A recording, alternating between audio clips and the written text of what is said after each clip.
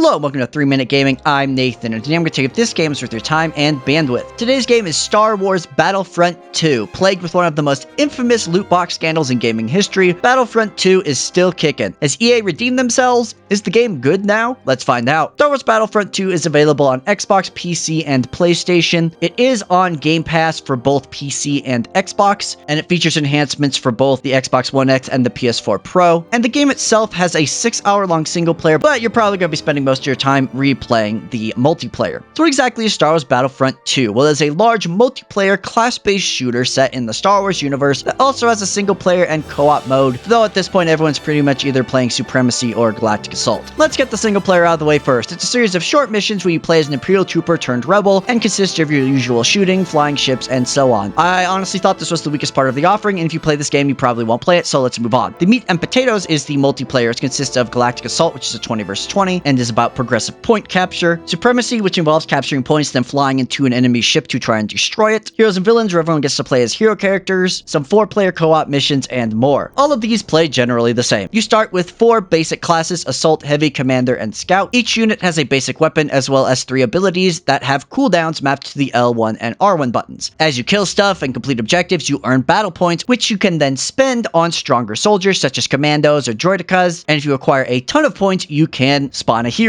like Yoda, Darth Maul, Anakin, and so on. It's worth noting that in the original release of this game, you had to unlock heroes and stuff, but this is no longer the case. Everybody has them all from the start. Credits are now only used to unlock skins, which is nice. There are, however, things you will have to grind for, as every class, including heroes, has its own XP bar to level up, which in turn allows you to unlock and upgrade cards. These cards do things like augment your 3 abilities, give you more health, grant more points, etc. They're level gated and can be upgraded, and you can equip 3 at a time, which does mean that players who have been playing longer will be stronger than players who haven't, which is certainly a design decision that they made. So basically, this is a massive multiplayer game of dominance with a Star Wars flavor, tons of passive upgrades, and the game where you'll spawn only to be immediately killed by that jerk Count Dooku. So what do I like about Star Wars Battlefront 2? Well, the large team battle maps are pretty damn fun, with it being an absolutely epic scale and really feeling like a lone soldier trying to play hero as you fight off dozens of foes. Additionally, the mix between vehicles, heroes, and special classes, each being unique based on which faction you're in, really helps keep the game super fresh and frantic. I like that there is a level of asymmetry here. And lastly, the game really looks great, with all the various Star Wars locales and characters being impressively rendered. I also really like how awful the voice actors for the heroes like Obi-Wan and Anakin are, with them clearly being not the same people.